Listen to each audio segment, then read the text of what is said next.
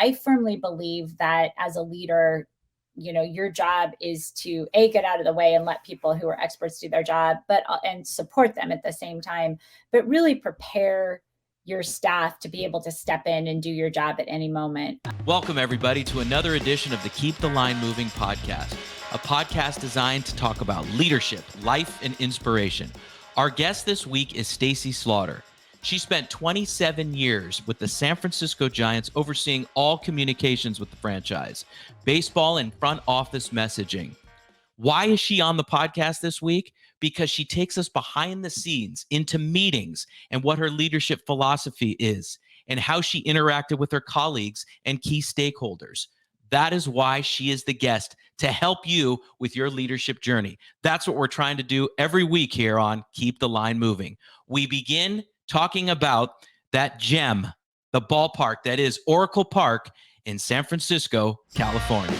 The thing that comes to mind, having been really involved deeply in the building of the ballpark, is that the actual finished product exceeded, I think, all of our expectations.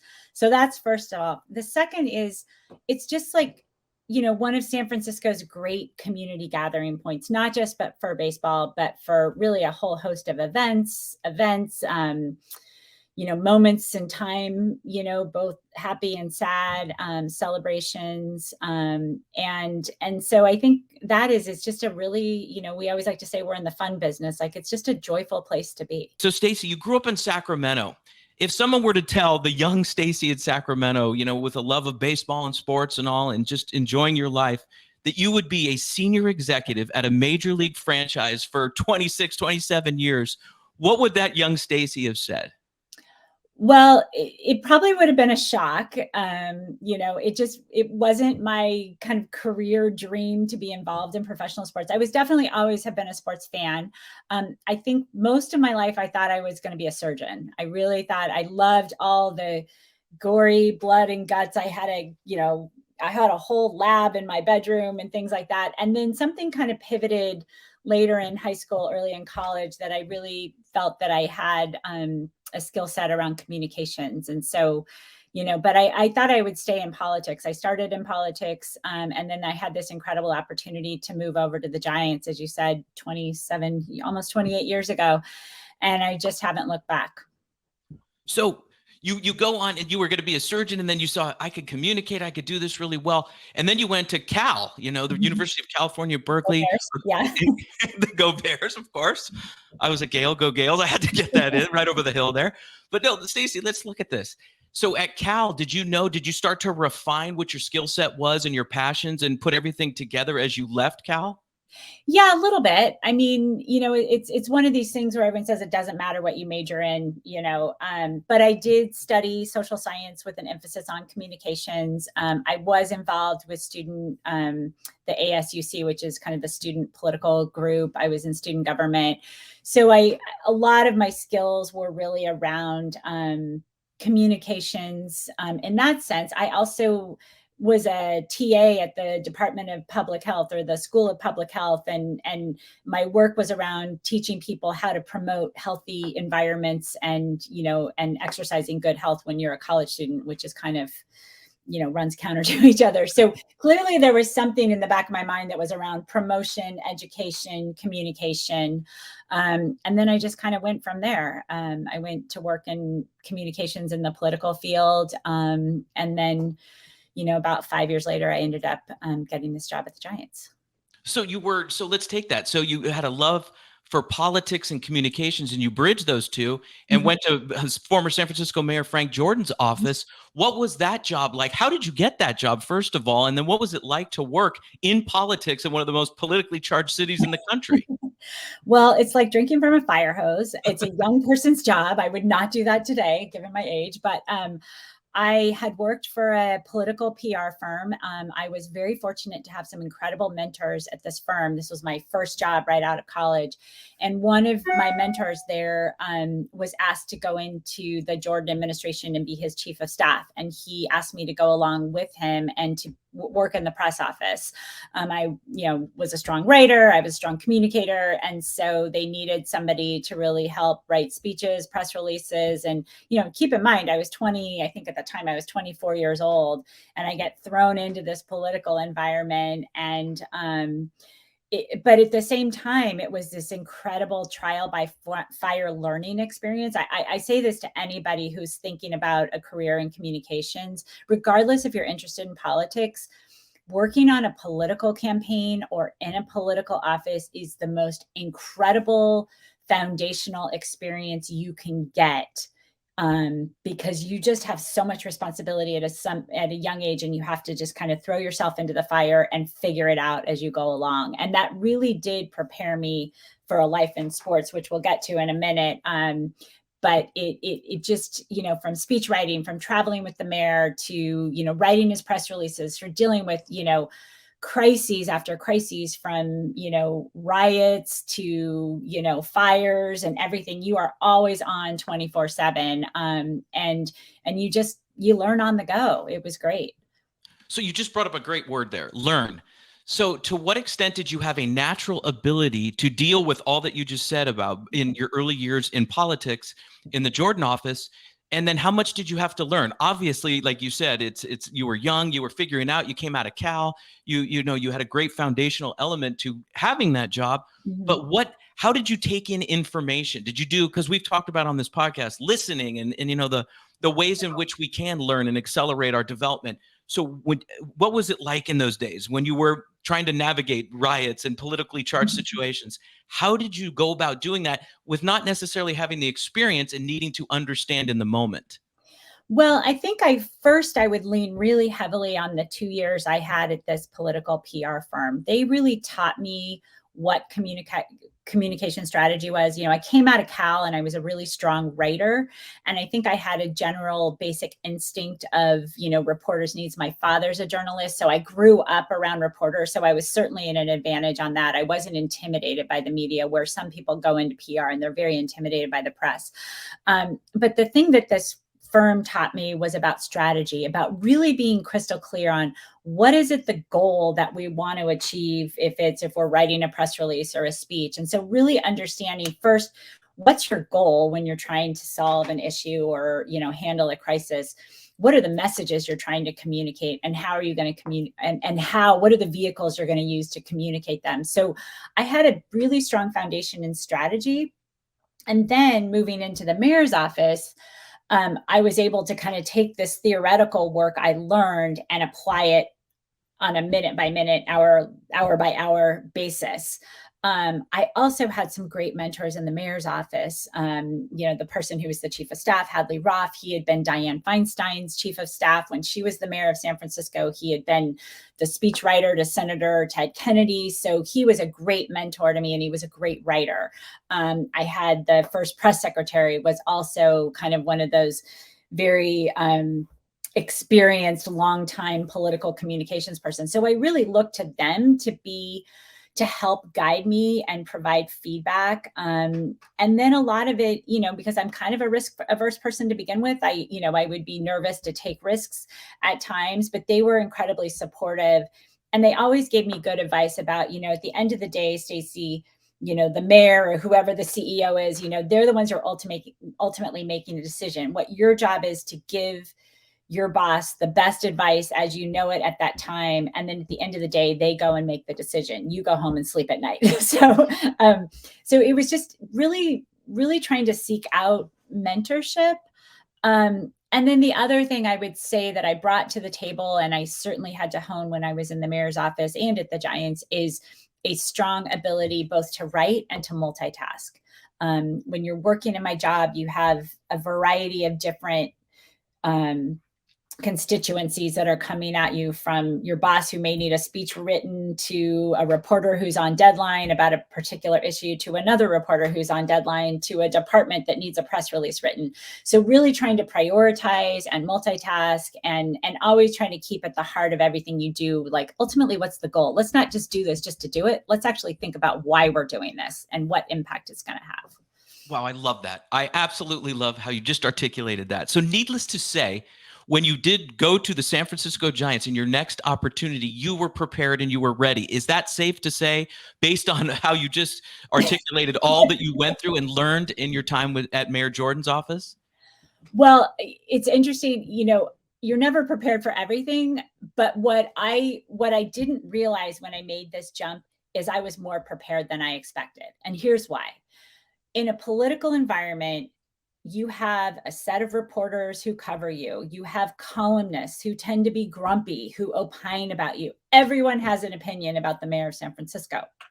I know it's no surprise to you, Chris, that everyone has an opinion about their sports team. There's a beat of reporters who cover you 24/7. They're a group of grumpy columnists and not so grumpy columnists who cover you and opine on about all the dumb things the Giants do or all the good things the Giants do. You have a set of fans, just like in a political office, you have your voters and your constituents. We have our fans. And so when I got into the role, I didn't realize how similar the role was until I actually got into it.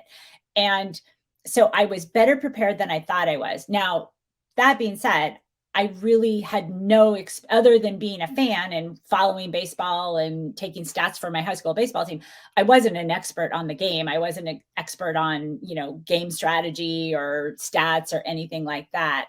But in terms of the skills needed to communicate, I certainly came in with a strong foundation. But as you know, repetition is the key to really mastering something. I still have not mastered this, but it is the constant doing and and just being in that rhythm on a daily basis that really helps you, maybe not ultimately master it, but do a better job. Absolutely. And I know for a fact you have mentored many people over the course of your career and are still doing it. Who was your early mentor at the Giants? Who's somebody who said, okay, let's figure this out together. Here's the lay of the land. Obviously, you had the experience that you have told us about. However, getting into the Giants and that culture, at any business, you need somebody. Who was that for you? Well, it wasn't just one person. I would say it was a few people. I mean, we had this great leadership team from, Larry Bear and Jack Bear, who brought me into the organization. I got to know them, ironically, and Jack is the general counsel and Larry is the CEO. And I got to know them when I was in the mayor's office. This Giants were about to be sold and move to Tampa, Florida. And Larry and Jack and Peter McGowan came together and bought the team and kept it in San Francisco. So that's how I originally got connected to the Giants. But coming in, it was a great partnership. There's a lot of collaboration. Larry, given his background in media, really understood the media really well. Peter McGowan had a really strong sense of the media. They were great role models and mentors, but more importantly, they were great collaborators. Pat Gallagher, who was the head of business operations for 30 years, he was a great mentor to me. But it was the environment that we didn't necessarily have all the answers how we were going to do anything. Mario Alioto was another part of that, but we would get in a room and figure it out. And that's really always been my approach to any challenge, whether it be communications, management, because I did a lot of work on the management team of the Giants. It's like, okay, what are the issues? Who's involved? Let's all get in. And Chris, you were in those sessions too. Like, we don't know what we're doing, but let's all get in a room and figure it out. And so that was just kind of the tone that was set from the management committee. And I really followed that, throughout my career with the team. Well said. And I love that you brought up all those wonderful individuals that were some of my coworkers as well. Staci, in doing research, obviously I know you well, but I wanted to be very prepared. In doing research, you or somebody that you were talking to said something that I loved, which was that the Giants, even in the candlestick days, let's say post Staci, like after you got the job, maybe didn't draw maybe how we all would have liked, but that connection to the fan base was always there. It's a Giants town. With all due respect to the Warriors and the 49ers and everybody else. I love them all. But the Giants always had that affinity with the fan base, having been there since 1958.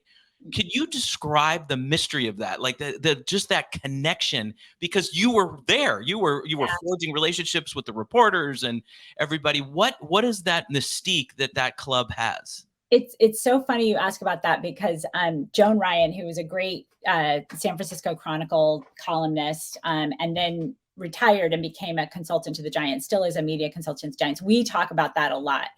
and we call it the umami or the secret sauce or something.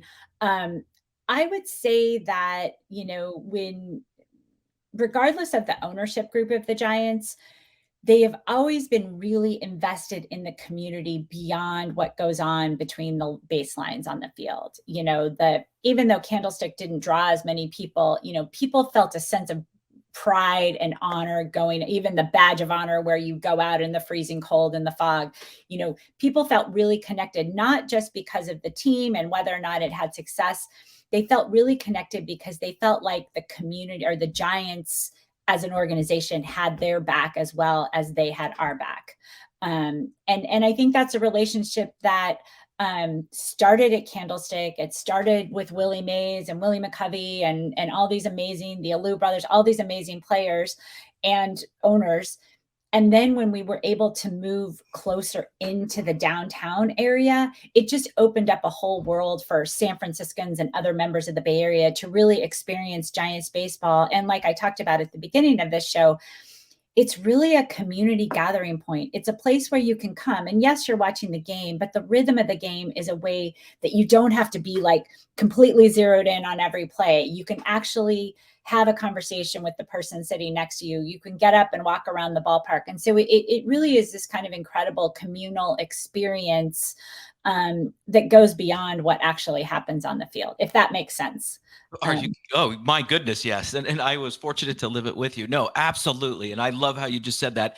And you alluded to Peter and Larry and the ownership group that saved the team from moving to Tampa back in, I believe, 92, 93, 92, I think. And, as a lifelong, I was born in San Francisco and a lifelong Giants fan, that was a tough time. And I'm so glad that happened. And then as you go through the 90s and you get to 97. And so there's a decision to create a new ballpark and all the legislation passed finally. And Peter and the group, they got it done. Staci, what were those moments like when it was finally signed on the dotted line and I think the approvals were all kosher, everything was moving forward? What was that like? Well, I mean, I think there are a couple moments in time that I think about. I mean, I think about when we got the ballot. I joined the team when we were on the ballot in the middle of an election, and we won with 80+% of the vote. Everyone wanted to do this. And we were building the first privately financed ballpark, which had never been done before. So that was a moment in time where I think the voters really said, yes, we want to do this after 20+ years or more of trying to get a new ballpark in San Francisco. So that's one moment where you really kind of breathe this sigh of relief. Then there was a moment when we broke ground, and it was on December 11th, 1997. I remember this well. It was an El Nino year. We had torrential downpours, and I was in charge of the groundbreaking. And the week before, I had run a marathon, and it was 50-mile-an-hour headwinds, torrential downpour. I was soaked. I was like, okay, I'm okay with this marathon being a disaster as long as it doesn't rain on the groundbreaking day. And we had this groundbreaking, and normally a groundbreaking, you have a couple hundred people and people are excited and whatever. We had 6,000 people show up for the groundbreaking of this ballpark. That just showed you the pent up excitement and enthusiasm for finally building a permanent home for the Giants. And there wasn't going to be any more of this. Are they going to stay? Are they going to go? This kind of, back and forth that is really unsettling to people if you're a baseball fan. And that's the greatest thing about Peter and Larry and Jack and Mario and Pat and all these folks is they're huge Giants fans. And so they felt the pain just as the Giants did when they were about to leave, or just as the Giants fans did. So they were always a fan first. The other really pivotal moment to me was our very first exhibition game. I think we were playing the Yankees or the Brewers, and it was we had done a various few opening events, and this was going to be the first time we were going to have 40,000 people in the ballpark. I was 4 months pregnant, and I, it had a long day. We dedicated the Willie Mays statue, and I come back to the ballpark, and there were all these people there screaming. And I had been so used to being in the ballpark without people in it, maybe construction workers, and it was always very quiet. And I walked in, and there were screaming fans, and I was just like, who are these people and what are they doing in my ballpark? But that was just a moment. And that wasn't even opening day. That was just an exhibition game on a March night. And so they're just like little pieces and memories that you have. I mean, you had those probably, I'm sure, working for the team and the other teams you've worked for, that really kind of solidified in your mind. You're like, wow, we really did something special here. And then of course you fast forward to 2010, that very first World Series parade, and I was on Montgomery. They were about to start the parade, and Pat Gallagher comes up to me and he's like, "Staci, take this all in. You're never going to experience it." And you just get so emotional. The Cal band started playing, and I was like, "Oh my God, my worlds have collided." And it was just a very emotional moment, because again, you see these million people lined up on Market Street. We had never won a World Series in San Francisco, as you know, and it just kind of, all these different people from all different walks of life came to celebrate with us. And I think Mike Krukow, our broadcaster, said it best, where he said, "This is the biggest family reunion I've ever been to." And it went from there. You know what? That's perfect. Kruk and I always would summarize things perfectly, Yes. and just nail the moment. And I'm going to try to get them on here as well. Yeah. Staci, how? So this is a leadership focused podcast, and it's trying to like peel back the layers of great leadership.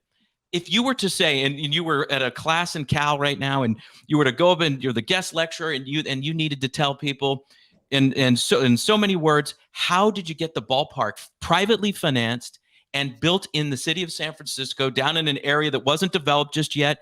How was that accomplished? So many different people. I mean, just everyone just kind of dug in and said, from on the Giants staff, we had just incredible experts from, John Yee, who was our CFO, who was an expert in finance. The only thing he'd ever done construction wise was build a house, but that was our construction guy. And, we had our legal counsel, and we had, our incredible sponsorship team that was going out. And we really invited not just the community, but sponsors and businesses and season ticket holders. We really asked them to be a part of building this newest destination in San Francisco and newest landmark in San Francisco. So it wasn't just the Giants saying, "Okay, we're going to build this and you all are going to show up." Like, we want you to be a part of it. So season ticket holders, the first part of the money that you give us is going to go directly to the construction of the ballpark. Sponsors, your initial contract with us, part of those dollars will go directly to the construction of the ballpark. And so we had these opportunities for people to feel a part of it. And I do think that's why there was also that connection because people, there's such a sense of pride that we actually, as a city, accomplished this. From the mayor's office to the fans to the community and the neighborhood, we worked with the neighbors to make sure that the operation of the ballpark, satisfied their needs. And, so I do feel like it was this huge group effort. And then you have so much pride in that because you are a part of it. I mean, it's like one of these once in a lifetime things I've always said is that, a great way to build a great organization and to really help develop the next leaders is to have a project of that magnitude, or something that just, and a political campaign is, similar to that, where you're rallying around something and everyone's on the same page and you're trying to, accomplish it together. And that really builds both culture, it builds people's leadership and just their basic skills. And we had the good fortune of being able to do that. Do you think because you just made me think about something, do you think that the momentum and the foundational elements of leadership at the franchise in 97 to 2000 with the opening of the ballpark, and then through the 2000s with a lot of success on the field, of not the ultimate prize, but a lot of success, and then the hiring of Bruce Bochy as the manager, do you think that momentum just kept going in the city? Yeah. And then kind of rallying together, which then culminated in 2010, as we were alluding to earlier, with the franchise's first San Francisco championship? Do you see that as like connected, Staci? Yeah, I think they're all, I would say in Peter McGowan and Larry Baer and the ownership group's mind, they were all incremental. They knew that when they first bought the team, they really had to solve the ballpark issue. And as part of that, they said, okay, if we're going to privately finance it, we can't just have this 1 year where everyone shows up and they buy the tickets, and then the next year there's a drop off and we don't have attendance. So we not only have to build the most beautiful ballpark in all of baseball, we have to sustain a winning team, and we have to start building that foundation now. Brian Sabian came in as the GM. He was at the team, but he took over as GM in 1997. And we went to the playoffs that year. We went from worst to first. There was this momentum that was incremental. And then, that team, and then Peter and Brian were very deliberate about, okay, we also want to make sure that fans know who these players are. We're not going to just build up a team, win a World Series, and then tear it down. We're going to keep the team. We're going to sign players to long-term contracts. We're going to, help our players build a relationship with the fans. And that was a very unique thing for baseball at the time. There were a lot of teams that were just kind of stacking themselves with high-priced players, and then they would cut payroll from year to year. They wanted to be kind of even Steven. And then we got to the new ballpark. Obviously, we would have more revenue. We would own the ballpark, and we would be able to sign and grow our payroll, and then also build up our minor league system at the same time. So it was really incremental. It wasn't like these kind of major shifts. And I do think that that's really what helped sustain the success of the team, and continues to, you're going to have good years and bad years, but you're not going to see these dramatic swings one way for another. The team, they've always tried to operate the team in a very kind of stable fashion. So you've mentioned a lot of other people, and that's awesome. And I'm the same way. You defer credit, and you're very humble, and it's a wonderful quality. However, Staci, you were right in the middle of all of this. You are still a senior leader at that organization. What, if I may, what role did you have in keeping everyone together and keeping the messaging clear and making sure that the players' needs were taken care of from a PR standpoint, and coaches and front office? Take us through your journey in that as the franchise began to start winning. Yeah. Well, I was in this really great, fortunate position, because sometimes at a team, you're either on the business side or you're on the baseball side. And because my position as communications chief straddled both, I got a view into both sides. My job a lot was really to kind of listen to the strategy and then help turn it into, understandable messages that people could understand. I mean, I would listen to Brian Sabian and Bobby Evans and Farhan Zaidi and kind of hear what the strategy was. And then I would try to figure out how we communicate that effectively to our fans, because it's really important for people to know that there is a plan moving forward to how to make the team better, how to make the organization better. So a lot of my job was listening, and then, replaying back and making sure that we had, not just the messaging, but the vehicles by which to communicate, the strategy of the team and strategy of the organization. I also have and they're still there, so I still think of them as my children, but I have these incredible colleagues who worked in the communications department. And, we have a whole media relations department that all they do are the players' interviews, the manager interviews, the game notes, the media guide. They travel with the team. They're really embedded with the team. And we just have top-notch, top quality. I mean, I get so many phone calls from, people at other teams and broadcasters and everything to say that nobody has a better media relations staff than the San Francisco Giants. And so I take a lot of pride in that. And in that case, my job is to get out of the way and let them do their jobs, because they're really the experts in that area. I want to support them and provide leadership and advice, and we collaborate. But they really know much better than I do about how to do that aspect of the job. So the nice thing for me is I was able to dabble into all the different departments and work. I worked really closely with you, Chris, and that was one of, as I've semi-retired now, that's been the greatest pleasure in these 27 years, is being able to work with almost every part of the organization closely to make sure that the image and the brand, as well as the messaging of the organization, was on par with the values that we have. When you'd go into a meeting, Staci, and we do, at my NYU class, and obviously part of this podcast is the art of listening and trying to help people get to where they want to go. So when you'd have an agenda and you'd go into, break it down for us, if you would, let's do a football analogy, break down the film. You'd go into a meeting. How would you run your meetings per se? How would you allow others to have their voices heard, whether it was on the business side, baseball, etc.? And I would say the art of listening is probably the hardest thing for me because I have a lot of opinions. So I'm definitely not perfect at it. But I would say that, and I think about kind of toward the end of the baseball season every year, I would sit down with Larry and the baseball operations group and just kind of listen to them about, what went well this season, what didn't go well, what is the plan for next year, and just kind of hear what they're thinking as the experts on the baseball side of things to get their thoughts about how they want to improve the team moving forward. And then I would take all of that information and I would either collaborate with Joan Ryan, who I mentioned, or others, and write a series of key messages, as well as, we'd write an end of season letter to the fans that would usually come from either the GM or Larry, the CEO, or Farhan. And so a lot of that time is really trying to take in the information, make sure I have it crystal clear in my head so then I can turn it into messaging that the fans are going to understand. So that's kind of where I am in the listening mode. I'm not necessarily running a meeting. I'm actually really sitting back and hearing what they want to say. And we collaborate on how they want to position things.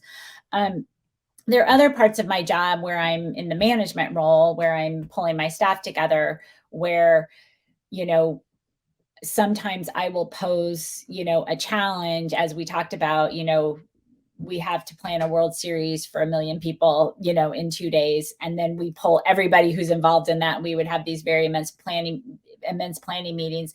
And a lot of it was really talking about the goal. Okay, what are we trying to achieve? And so I would help set the agenda from a goal and then take in the input from folks in their areas of expertise to, talk about how are we going to deal with crowd control? How are we going to deal with the speech, on the dais and, things like that. But to really kind of set forth, like, here's our agenda. Here are the goals we're trying to achieve. And you'll notice that I keep going back to goals. And then it's really listening to folks and trying to figure out a path to get there. And I remember being in those meetings, and they got incrementally more and more exciting as we got closer to 2010. Staci, I arrived at the organization in 2008, and there was a tangible feeling that there was something going on here. The Panda, Pablo Sandoval getting called up, and just, Tim Lincecum after 1 year, you could feel it. Brian Wilson. So was the franchise, talk about that the transformation of becoming a winner and what that first World Series championship in 2010 meant to the city, to the franchise, and the organization, and how everything changed. It really did. Yeah, I mean, there were a couple moments. The team itself after 2007 was going through a transition. We had hired Boch in 2000 and I think it was 2007. Sorry, my years get all mixed up these days. So we hired Boch, and then, Barry Bonds was on the last year of his contract. He was most likely going to retire. And then we also had, we had some down years. So we had drafted some really good pitchers and other position players. Those folks were starting to kind of come through the pipeline. So at the end of the 2000s, you started to see a transition. At the same time, we've always had this tremendous pressure to fill the ballpark as much as we can because we're a privately financed ballpark. And so we're paying both the mortgage on the ballpark plus, the player salaries and things like that. That was really unusual at the time for a Major League Baseball team. Normally the city would pay for the construction of the ballpark. So our marketing ticket sales groups were very strategic about, and we branded the ballpark as a great place to watch baseball, win or lose. You come out to the ballpark, there's great food from all different walks of life. There's events, it's just a fun place to be, whether or not you're a huge baseball fan. And then they would, specifically target neighborhoods, community groups, ethnic groups. And so we always had a very diverse fan base, from Filipino Heritage Night to LGBTQ nights. And we really tried to make the ballpark as welcoming as possible. And so all this thing, and we're having this transition where we had gone from, kind of the Barry Bonds teams to this new team of players who no one really knew. We didn't have social media then.